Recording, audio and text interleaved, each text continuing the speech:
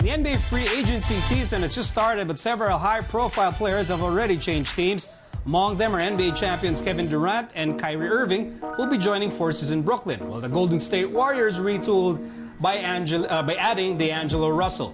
To discuss the NBA free agent fever, let's bring back our legends, Coach Alan K. Dick and Coach Tim Cone. And Coach Tim, I'll start with you. KD, Kyrie, Nets. Is this a championship formula? Poor Knicks. Well, we're not talking about the Knicks. It's going to take us 1 hour. The Knicks were all excited about getting those two guys, and they go across town over the bridge to Brooklyn. Poor Knicks. But I think the big deal is that Durant's going to be out for a year, at least, with his Achilles injury. And you don't know how well he's going to come back in terms of strength. Achilles injuries, I think, are the most unpredictable rehabs.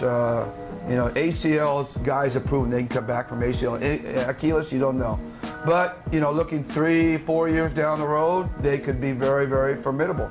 And those two guys are best friends, and they wanted to play together, and kind of reminiscent of, Wade and LeBron and Chris Bosh, that group coming together. But, I don't know if that's going to, obviously it's not going to make them the favorites next year, because Durant's not even going to be there next year. But down the line, it could be something to watch. Yeah, I totally agree with Coach Tim.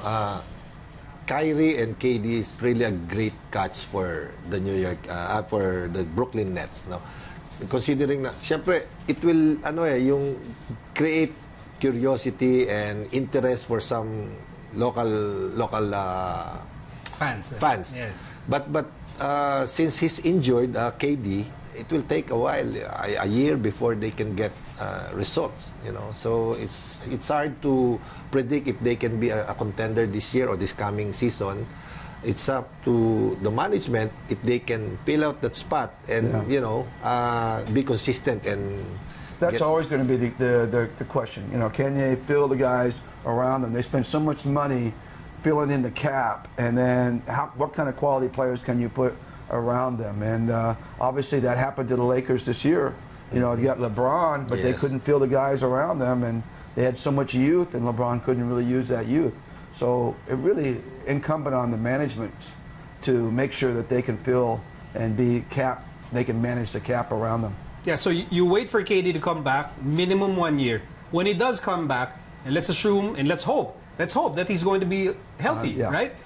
Then the next question would be, KD and Kyrie, are they going to mesh well together? The chemistry. Well, they really like each other, and obviously they're going together to the team, so they're going to really pull in the same direction, and they're going to sacrifice for each other. So I think that's really important, that they can get along and have that realization.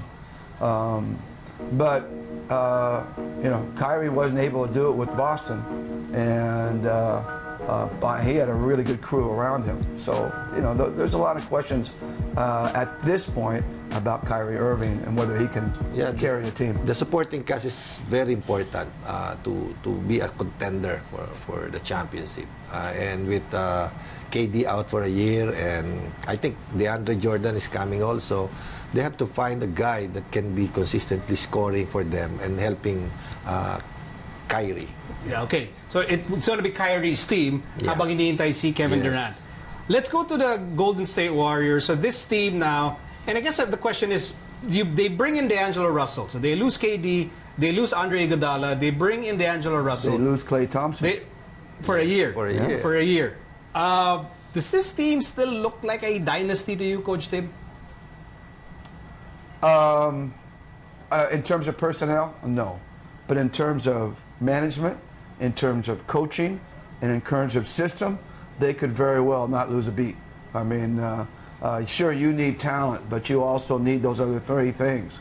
And oftentimes, those other three things can overcome the lack of talent. So I wouldn't put it past Steve Kerr to figure out a way to put these guys together. And Iguodala is a really nice player, but he is getting along in tooth. And I think it's more just sentimental reasons that the Warriors fans hate to see him go. But he was at that age where he really needed to move on if they're going to progress forward. Don't forget Green.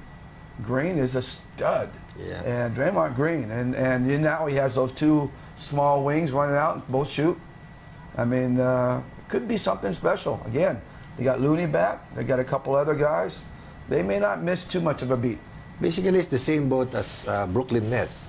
They have an injured superstar, but with the experience of the championship experience, I'm talking about the core of their team. They're still there, just like Green, Looney, Steph Curry.